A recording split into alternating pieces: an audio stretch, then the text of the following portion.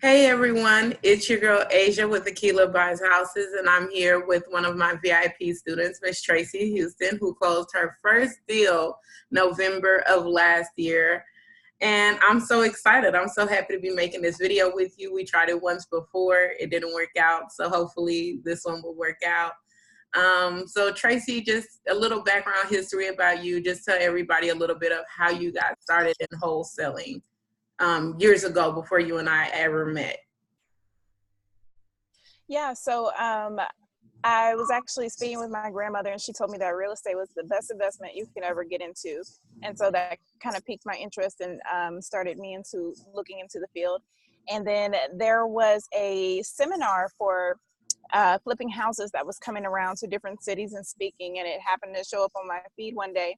And so it was a free seminar. I signed up for it, and it was one of those things like where you come one day and then they upsell you.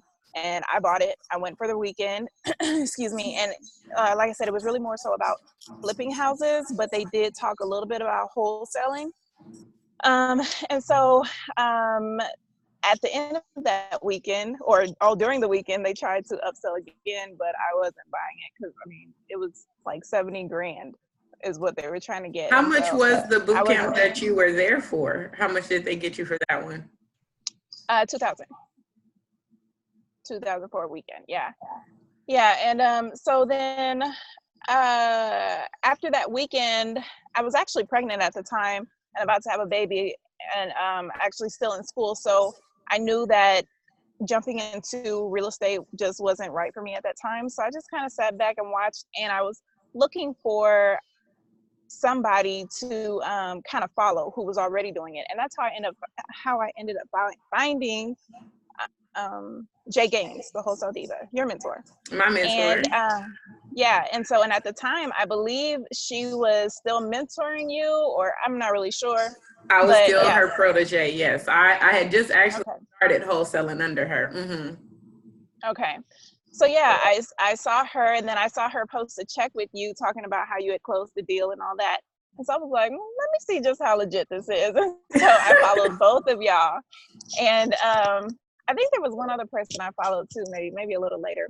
But yeah, I don't know if you remember, but it was a couple months after that I called you guys or you talked about um, getting in on a mentorship and something like that.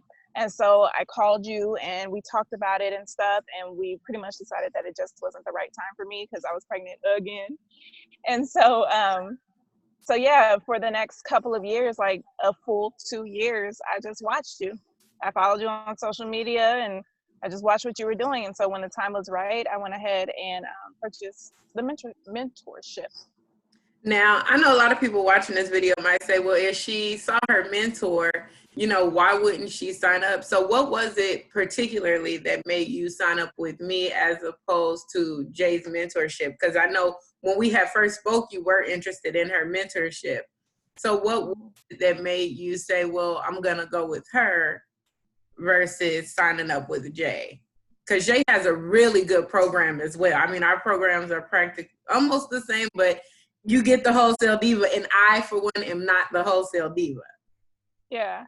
Yeah, I don't remember exactly what my thought process was in the moment, but I know I was more comfortable with you because I saw you more.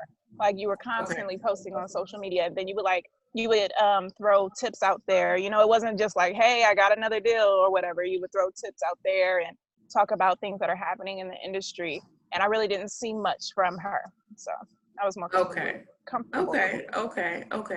And that's my main thing, me. I try to be personable because I want people to understand that you're gonna get me, And with Jay, she's a great mentor. She definitely held my hand, which is why I am able to hold your hand the way I did. So let's fast forward now to you and I working together. You've completed your training. Now you're actually in the field and you're making calls. Let's talk about how your first deal went and how it came about, because you got it fairly quick. Right.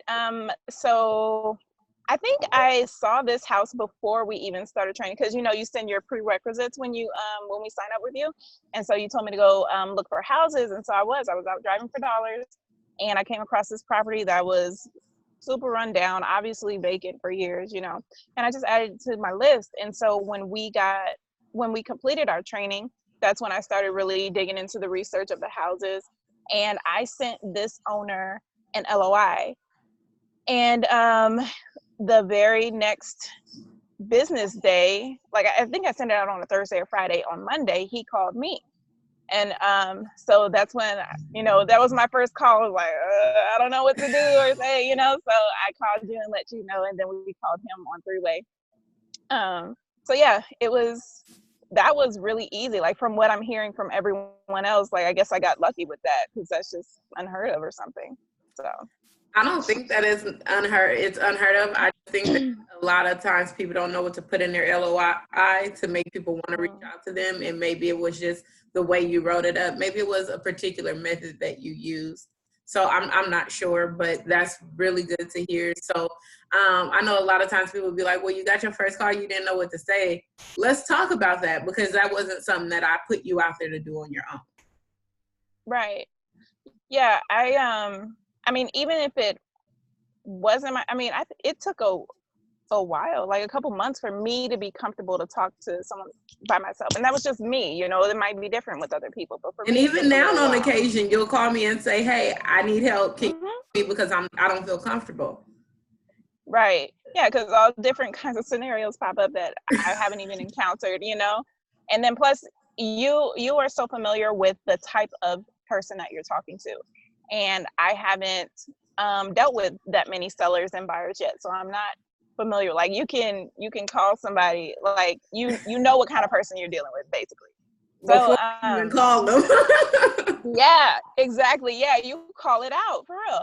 And so yeah, I'll call you, but yeah, we went over what to talk about with sellers, but like I said, that was my first call. So as far as like conducting that phone call, I just wasn't comfortable with it. So that's why I called you.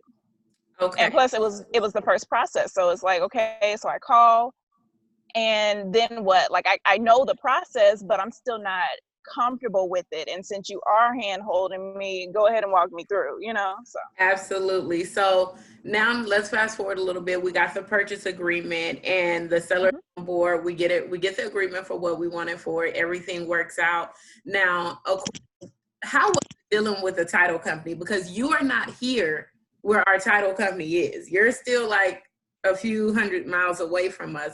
So explain that to people, because I know a lot of times people want to do deals virtually, but if you don't have nobody there to help you, it can be a little difficult. So how was it, especially for you going through your first deal, dealing with the title company? What was that like? Because it was a lot. It was. It was, it was cool. We ran into, well, with this property in particular, there was really only I wouldn't even call it a hiccup. It was just because this property was under his business name and not his name, and so the title company needed more paperwork from him. But that was really the only thing that kind of slowed down the process.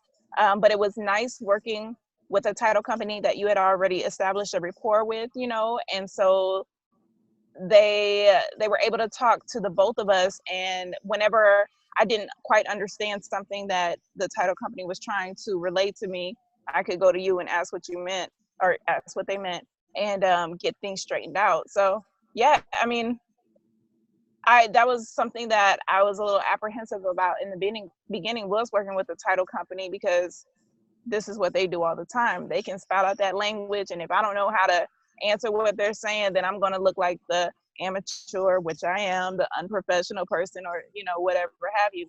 So having you already know them and they know you and that you're good at what you do, I think that really helps a lot. Okay. Now let's fast forward to now we're showing the property because we have free and clear title. That was a little different. That showing was a little different. If you could just take us back to why it was a little different. Well, so the people who wanted to see the property, they gave less than 24 hours notice. And not that I would even expect you to come down for that, but you're in a different city. So you said, okay, that's no problem. Just call me, like FaceTime me, video or whatever, when you get there, and we can handle that. And so that really helped me, because first of all, I'm not good at negotiating, and that would have been my first run at it anyway. And so when they got there, you were able to talk to them on video and kind of direct the conversation. And I was really just, I don't know, it was kind of crazy because even though I was the one who was there in person, I was playing the back burner, and it didn't feel awkward at all. No, seriously, like it didn't feel awkward at all or anything like that, because you were able to conduct that.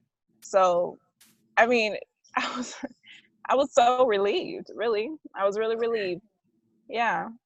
So now we're getting to the point where we're going to title, but we had a hiccup come up last minute with title, and when it's time to fund, now all of a sudden something came up, and that could have easily gone south and got taken out of your assignment. However, you walked away with pretty much all of your assignment fee, maybe like a $400 loss, I believe. Something like that, yeah. Compared to what it should have been or what it could have been.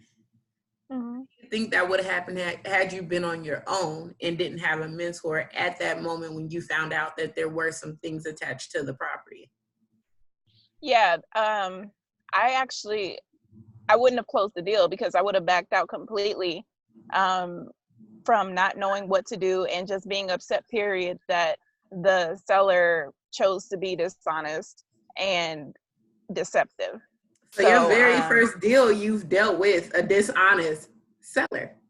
And that rubbed you the wrong way, where you were just like, I don't want to even finish this deal. Yep.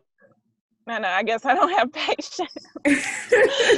Yeah, because I would have walked away with nothing, but it was your encouragement and your know-how that gave me the push to go through with it. And thankfully, I walked away with just for not even, I think it was like maybe 300 less or something like that. It was right. It wasn't even that much. So let me ask you, overall, was it worth your initial investment? And when it came to closing your deal, did you get your investment back and some? Yes and yes. These are big stakes that you're playing with, and that was why I never went into it on my own, is because I didn't feel educated enough and confident in my education to proceed and be able to handle myself in any situation. And if something came back, if I had gone out and done it myself without mentorship, if something came back on me, and then all of a sudden I had to answer, like legally, I had to answer for this stuff, I would have been SOL.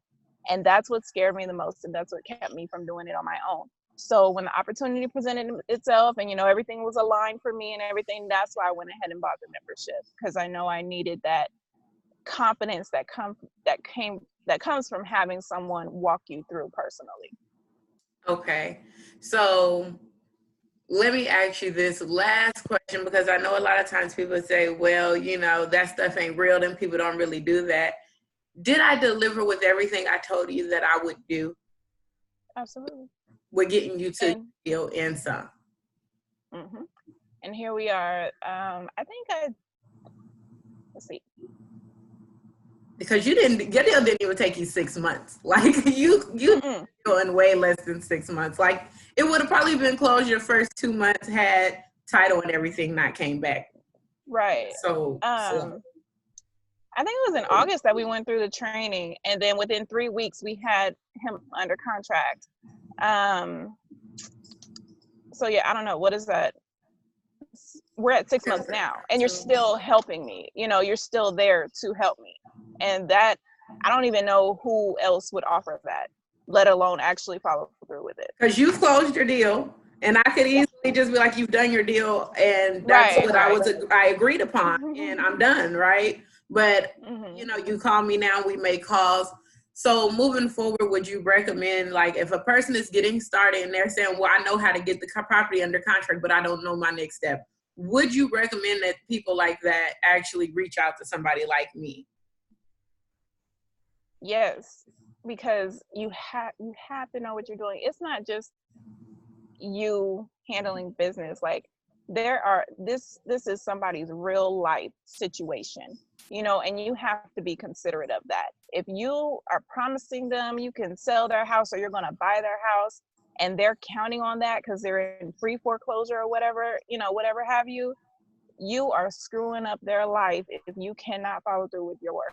So you have to know what you're doing, and you have to know what you can and can't say, you know, because you can't just make a promise and not You follow through can. with it.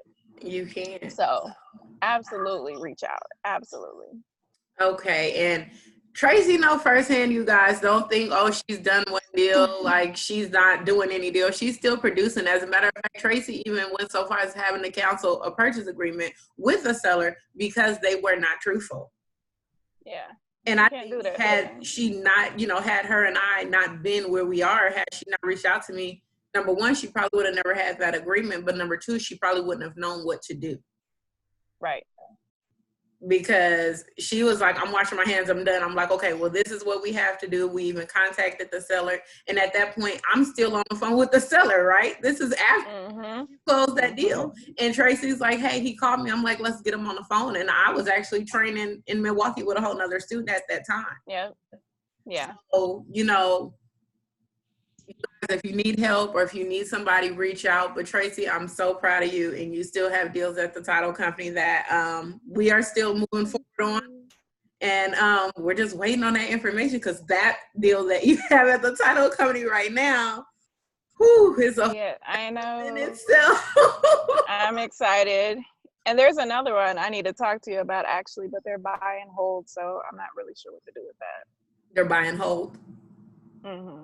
Okay, well, we'll go over it, run the numbers, and see what our see what we can do. And I just want to throw out there for the people who are watching, you know, one thing about me and my students, all my students could tell you, I give them multiple exit strategies out of any deal. Because going into this, like she said, you know, they're buy and hold. I don't know what we can offer them, but I do give my students multiple solutions to offer a seller, especially if it's a motivated seller, because everything is not a wholesale deal and everything is not meant for an investor. Right, Tracy? Right. Yeah. Firsthand, the difference in the different type of buyers that's out there. And I don't think most people know that there are multiple type of buyers, and you have to be educated to know who that deal is for. Yeah, and I wouldn't have known that either. I was shocked when you told me. Yeah, because you called me panicking one day, and I'm like, why are you tripping? Why are you tripping? Yeah. Like, who are you listening to? Listen to your mentor. She was like, but that. I'm like, no, listen to that. Yeah. But we still got it done, right? We did. It was frantic for a second, but. And I wasn't worried, though. I wasn't worried. I wasn't worried at all. I knew that you weren't. You weren't. I was just like, girl, stop tripping. Don't call me with that energy. I think I told you that too. I was like, don't call me with that energy. I can't deal with that. So, you know, I'm really proud of you. You guys, this is Tracy. If you guys don't believe it, just because she ain't flashing no checks, that's not her job. She closed her deal. That was her job. She did what she was supposed to. So if you guys want to be like Tracy, reach out to me and be like, hey, I seen your video with Miss Tracy, and let's get you started. It's not hard, but you have to be willing to put in the work. That is the one thing that I will say. You have to be ready to put in the work. All right. Well, I don't know. Tracy, are you still there? I am. I know. Yeah, my screen went black too. Oh, okay. So I don't know what just happened. But Tracy, if you could leave any kind of advice or anything as far as getting started, whether it's with a mentor or without one, what would you advise them? I mean, you have to get educated. There are a lot of people that are on YouTube, and I think it's kind of easy to weed out the ones that are for real about it, you know. They're on YouTube, Instagram, all that stuff. So if anything, if you're not confident in exactly how the process works, I would say watch a video series of somebody getting a deal, talking to somebody on the phone. There are podcasts about it too, you know. They record these and put them out there. So listen to them talk to the seller or talk to the title company, whatever, and then listen to it all the way through to the deal closure. Because every situation is going to be different. And just the more you know, the better. So, I mean, if you can, get a mentor. If you can, get a mentor. If you can't, do what you have to do. And and I will elaborate on that a little bit. If you cannot get a mentor, if you just simply say it's out of my budget, I can't afford it, I'm gonna say two things. Number one, and some of you might not like this, and this is my opinion. Maybe it's not time for you to start, and maybe you should just be a property locator. Or number two, find you someone who is willing to walk with you through your first deal and really handhold you, but watch that person and make sure that they're qualified. Because there's a possibility that things might come up when a property is at title. And if you're just sending it to the title company and you trust that it's in their hand and so your job is done, you're wrong. When it gets to title, that's when your job really starts the most, when it's at title, guys. So if you to talk to, you don't know what conversations to have, once again, find somebody who will hold your hand for free, or see if you could get under somebody and shadow them. That's what I would definitely recommend. Or like I said, start property locating, but definitely get with somebody who know this business and who you can actually see, like Tracy did with me. You can walk through their process and say, I remember when she was doing this or he was doing this, and now I see them doing that. And so I know that this person is qualified. Right. So that's what I'm gonna say on it. Tracy, thank you so much for your time, and let me know when you're ready to make those other calls, and I'm here for you. Okay, cool. All right, well, thank you so much, Tracy. Yeah, no problem. I'll talk to you guys later. It was Asia with Tequila by Houses, and I'm out.